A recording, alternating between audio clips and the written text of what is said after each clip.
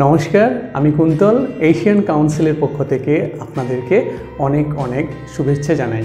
Spoken ইংলিশের আরও একটা দুর্দান্ত ক্লাসে আপনাদেরকে স্বাগত জানাচ্ছে। তো আজকের এই ভিডিও লেসনে আমরা শিখে ফেলব 5টি স্ট্রাকচার, গুনে গুনে 5টি স্ট্রাকচার, স্পোকেন স্ট্রাকচার আমরা শিখে ফেলব, যে স্ট্রাকচারগুলো আপনারা আপনাদের ডেইলি স্পোকেন কনভারসেশনে ইউজ করবেন এবং আপনারা চাইলে আপনাদের ইংলিশটাকে একটা অসম্ভব সুন্দর জায়গায় নিয়ে যেতে পারবেন। তো আপনারা সকলেই জানেন, ইংলিশে একটা স্মার্ট কনভারসেশন করতে চাইলে স্ট্রাকচারের কোনো বিকল্প নাই। To become fluent in English, you need to study grammar. Many people think so, but it's not true in reality. So if you want to be fluent speaker, you need to come up a wide range of structures. What have I said? If you want to be impressive speaker, you need to learn a wide variety of structures. And if you can incorporate a wide variety of structures to your speaking order, definitely you are gonna be fluent speaker. Definitely you are gonna be impressive speaker. Definitely you are gonna be drastic speaker. So if you dream to be fluent speaker, you need to learn how to use a wide range of structure in your speaking order. তো তাহলে আপনারা ইংলিশে যত বেশি structure শিখে ফেলবেন, আপনারা আপনাদের ইংলিশটাকে ততটাই সুন্দর বানিয়ে ফেলতে পারবেন।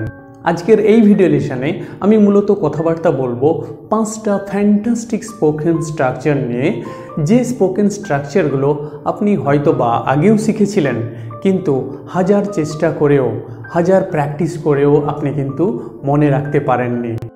আজকে আমি আপনাদেরকে শিখিয়ে দেব কিভাবে এই স্ট্রাকচারগুলোকে আপনি অতি সহজে মনে রাখতে পারবেন। আপনি কোনো দিনও এই স্ট্রাকচারগুলো ভুলে যাবেন না, সব দিন আপনি মাথায় গেঁথে রাখতে পারবেন এই স্ট্রাকচারগুলোকে। চলুন তাহলে কথা না বাড়িয়ে, সময় নষ্ট না করে আমরা দেখে নিচ্ছি আজকের এই ফ্যান্টাস্টিক ভিডিও লেসনের 5টি স্ট্রাকচার। গুনে গুনে আমরা দেখে নেব 5টি স্ট্রাকচার, 5টি স্পোকেন স্ট্রাকচার। জাস্ট আপনারা বোর্ডের দিকে খেয়াল করুন, তাহলেই দেখতে পাবেন। ফার্স্ট স্ট্রাকচারে এখানে বলা রয়েছে I was suppose to go there, আমার সেখানে যাওয়ার কথা ছিল। দ্বিতীয় স্ট্রাকচারে বলা হচ্ছে আই কুড গো দেয়ার, আমি সেখানে যেতে পারতাম। থার্ড স্ট্রাকচারে বলা হচ্ছে I was likely to go there, আমার সেখানে যাওয়ার সম্ভাবনা ছিল। ফোর্থ স্ট্রাকচারে বলা হচ্ছে I would like to go there, আমি সেখানে যেতে চাই। ফিফথ স্ট্রাকচারে বলা হচ্ছে, এই পার্টটা আমরা এখন বুঝবো না, ফিফথ স্ট্রাকচার হচ্ছে মূলত এইটা, I was able to go there, আমি সেখানে যেতে পেরেছিলাম, আমি সেখানে যেতে পেরেছিলাম।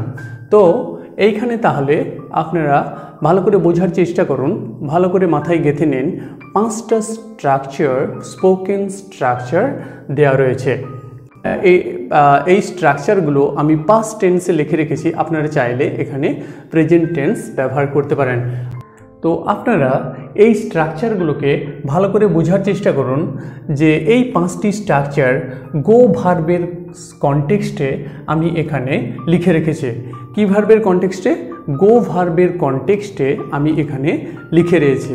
তো আপনার একটা জায়গায় যাওয়ার কথা ছিল, আপনি সেই জায়গায় যেতে পারেননি কোনো কারণবশত।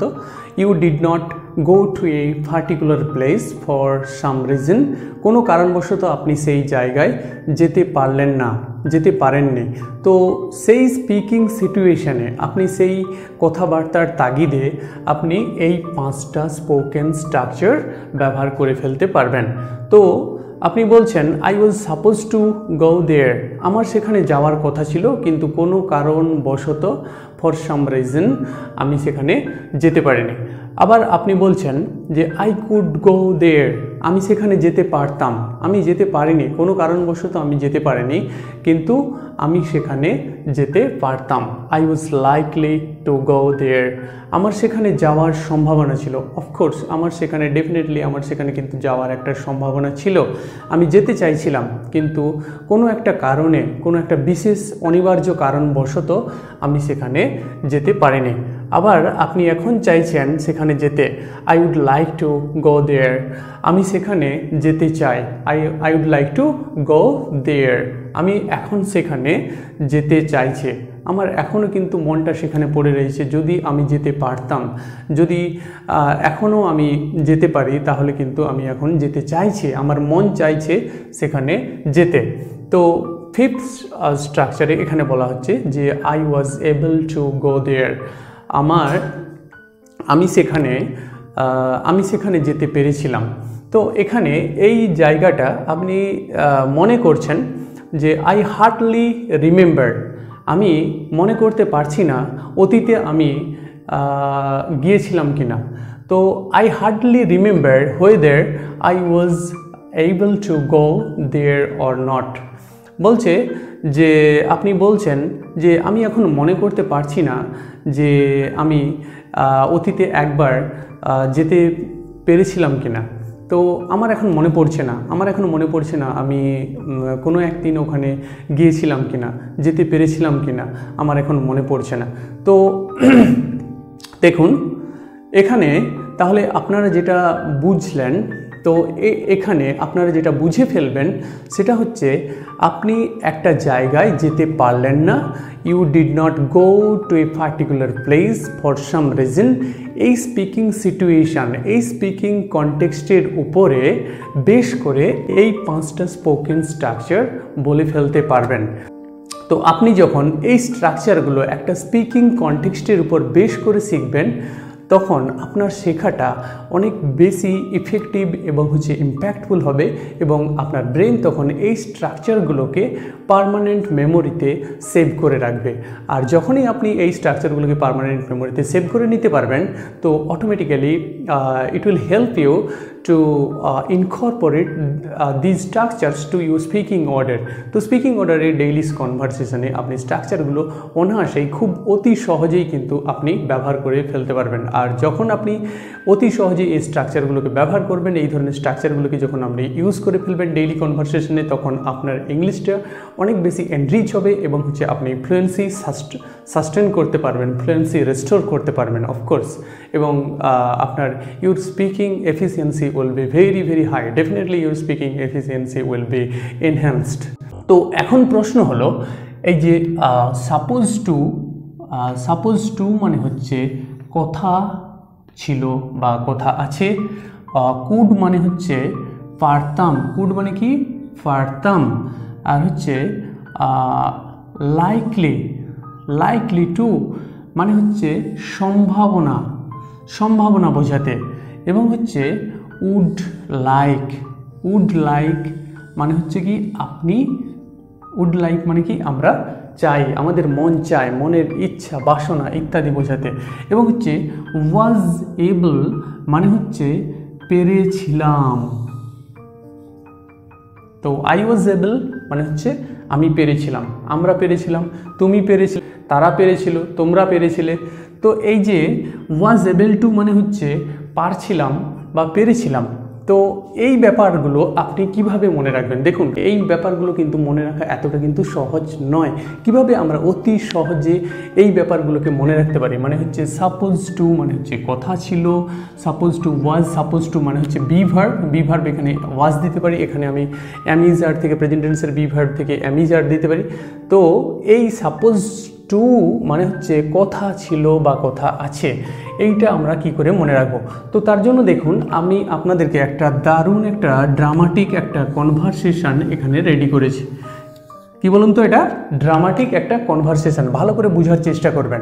এখানে কুড, এখানে আপনি হচ্ছেন আপনি কথোপকথন করছেন আপনার বন্ধু কুডের সঙ্গে, আপনি কনভারসেশন কথাবার্তা চালিয়ে যাচ্ছেন কি আপনার বন্ধু কুডের সঙ্গে, এবং হচ্ছে আপনার বন্ধু হচ্ছে কুড, এবং হচ্ছে উড আর হচ্ছে সাপোজ, ভালো করে বোঝার চেষ্টা করুন, মনে রাখার চেষ্টা করুন।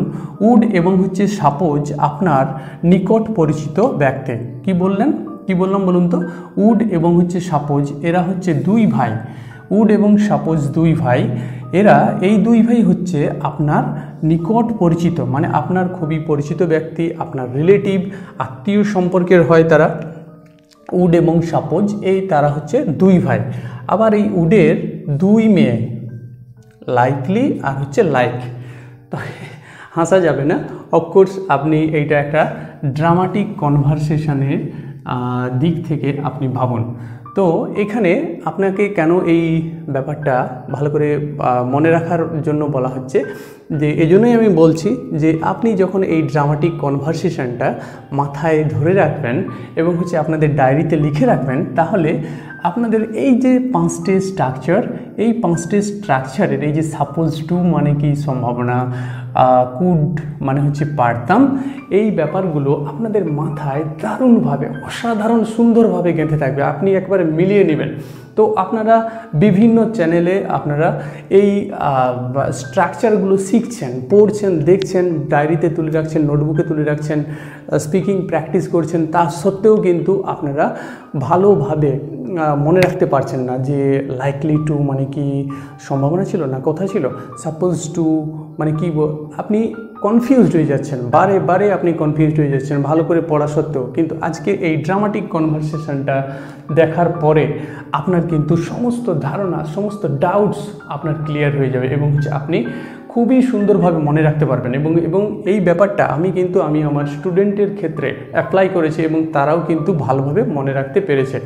তো সেজন্যই আমি চাইছি তাই এই ড্রামাটিক কনভারসেশনটা এখানে নিয়ে আসতে চেয়েছি, এবং হচ্ছে আপনাদেরকে দেখাতে চেয়েছি কিভাবে এই ড্রামাটিক কনভারসেশনটার মাধ্যমে আপনি আসলে মনে রাখবেন, আপনি যুগ যুগ মনে রাখবেন, আপনি সব দিন আপনি এইটা মাথায় গেঁথে রাখবেন। দেখুন, তাহলে আপনি আবার একটা ভালোভাবে খেয়াল করুন। তাহলে আপনি কুডের সঙ্গে কথা বলছেন, কার সঙ্গে? আপনার বন্ধু কুডের সঙ্গে কথা বলছেন। কাকে নিয়ে? উড এবং সাপোজ এবং হচ্ছে লাইকলি আর লাইক। আর লাইকলি এবং হচ্ছে লাইক উডের হচ্ছে দুই মেয়ে। আপনি কুডকে বলছেন, কুড জানো তো আমি সেখানে যেতে পারতাম, মানে আপনি উডের বাড়িতে যাওয়ার জন্য বলছেন যে কুড জানো তো আমি উডের বাড়িতে যেতে পারতাম। তাহলে এখানে আপনি কি পেলেন? কুড মানে হচ্ছে পারতাম, বুঝলেন তো? এরপর আপনি বলছেন আমি সাপোজকেও কথা দিয়েছিলাম তার বাড়ি যাব। তাহলে এখানে সাপোজ হচ্ছে উডের ভাই, উডের ব্রাদার সাপোজ। তো আপনি যে কুডের বাড়ি যাবেন, আপনি তার ভাই সাপোজকেও কথা দিয়েছিলেন। তাহলে দেখুন সাপোজ টু, আপনার মনে থাকবে তো? তো সাপোজ টু মানে হচ্ছে কথা দেওয়া। এই যে এখানে আপনি দেখুন, এই যে সাপোজ টু মানে কী ছিল? এখানে কথা ছিল। তাহলে আপনি কাকে? সাপোজকেও কথা দিয়েছিলেন তার বাড়ি যাবেন। কার বাড়ি? না, উডের বাড়ি। উড এবং হচ্ছে সাপোজের দুই ভাই একই বাড়িতে থাকে। তো আপনি সাপোজকেও জানিয়েছিলেন যে আমি আপনাদের বাড়ি যাব। তো তারপরে আপনি কুড আপনার বন্ধুকে বলছেন যে সেখানে গেলে উডের মেয়ে লাইকলির সাথে দেখা হওয়ার সম্ভাবনা ছিল। তো সেখানে যদি আমি যাই, উডের বাড়িতে গেলে প্রথম আমার যে সম্ভাবনাটা ছিল সেটা কি না, লাইকলির সাথে আমার দেখা করার। তো দেখো এখানে লাইকলি, এই যে লাইকলি টু, তাহলে লাইকলি টু, এখানে লাইকলির সঙ্গে কার? না, লাইকলি বললেই আসবে সম্ভাবনা। আমার সেখানে I was likely to go there, আমার সেখানে যাওয়ার সম্ভাবনা ছিল। তো আমার সেখানে I am likely to go there যদি হয়, তাহলে আমার সেখানে যাওয়ার সম্ভাবনা আছে। তাহলে ভালো করে বোঝার চেষ্টা করুন যে সেখানে গেলে উডের মেয়ে লাইকলির সাথে আমার দেখা হওয়ার সম্ভাবনা ছিল। একটা গ্রেট অপরচুনিটি আপনার জন্য। আপনি বলছেন যে আমি যদি উডের বাড়িতে যেতাম তাহলে লাইকলির সাথে আমার দেখা হওয়ার একটা দারুণ একটা সুযোগ ছিল, সম্ভাবনা ছিল। তো এরপর আপনি বলছেন উডের ছোট মেয়ে লাইকের সাথেও দেখা করতে চাই। তো এখানে দেখুন উড লাইক মানে কি চাই। আপনি বুঝতে পারছেন স্ট্রাকচারটা কোথায় কোথায় মিল খাচ্ছে। তো উড লাইক মানে কি চাই। তো উডের ছোট মেয়ে আপনি শুধু লাইকলির সঙ্গেই দেখা করতে চান না, তো আপনি কার সঙ্গে না উডের ছোট মেয়ে লাইকের সাথেও আপনি দেখা করতে চাইছেন। আপনার মন চাইছে, আপনার মনের বাসনা চাইছে, আপনার মনের ইচ্ছা পূরণ করতে চাইছেন যে উড লাইক। তাহলে উড লাইক মানে কি চাই। তো এরপরে আপনি বলছেন যে অনেক দিন আগে আমি লাইকলির ওয়াশরুমে একটা বল মারতে পেরেছিলাম। তো আপনি একটা ফান করছিলেন কি অনেক দিন আগে আপনি উডের বাড়িতে গিয়েছিলেন। উডের বাড়িতে অনেক দিন আগে, বহুদিন পূর্বে আপনি উডের বাড়িতে গিয়েছিলেন। সেখানে লাইকলির যে ওয়াশরুম আছে সেখানে আপনি একটা জোকস করার জন্য, ফান এবং এন্টারটেনমেন্ট করার জন্য আপনি কি করেছেন, একটা বল ছুঁড়ে মেরেছিলেন কাল রুমে লাইকলির ওয়াশরুমে। তাহলে এখান থেকে আমরা যে স্ট্রাকচারটা পাবো সেটা হচ্ছে যে এই যে ওয়াজ পেলাম আমরা, কি ওয়াশরুম থেকে কি পেলাম, ওয়াজ, আর হচ্ছে বল মানে এই বল, একটা বল, তাহলে এই বল। তাহলে ওয়াজ এইবল মানে কি, এই দেখুন ওয়াজ এইবল মানে কি, মানে হচ্ছে পেরেছিলাম। তাহলে কি আমি লাইকলির ওয়াশরুমে একটা বল মারতে পেরেছিলাম। আর সবাই যখন ব্যাপারটা দেখে সবাই ছুটে আসে এবং কী হয়েছে বলে কী হলো, ওয়াশরুমে কী শব্দ হলো। তো আপনি কি করেছিলেন, একটা ফান মেকিং করেছিলেন, একটা ফ্র্যান্টিক একটা আপনার কি বলে যায় একটা এন্টারটেনমেন্ট আপনি করতে চেয়েছিলেন, কিন্তু আপনি পুরো বিষয়টা একেবারে এড়িয়ে গিয়েছিলেন। আপনি চুপচাপ দাঁড়িয়েছিলেন, আপনি কাউকেই জানাননি যে আপনি কাজটা করেছিলেন। তো আপনি লাইকলির ওয়াশরুমে একটা দড়াম করে বল মেরে দিয়েছিলেন। তো এখানে ওয়াশরুম থেকে আমরা ওয়াজ পেলাম, বল, একটা বল মানে কি এবল। তাহলে আপনি বুঝতে পেরেছেন ওয়াজ এবল মানে কি, এই যে পেরেছিলাম। তো খুবই ফ্যান্টাস্টিক একটা লেসন। তো আপনারা আশা করছি ভালো করে বুঝে নিয়েছেন, মাথায় গেঁথে নিয়েছেন এবং আপনারা সুন্দর করে এই 5টা স্পোকেন স্ট্রাকচার এই ড্রামাটিক কনভারসেশনটার মাধ্যমে আপনারা আপনাদের নোটবুকে ভালো করে সুন্দর করে তুলে রাখুন।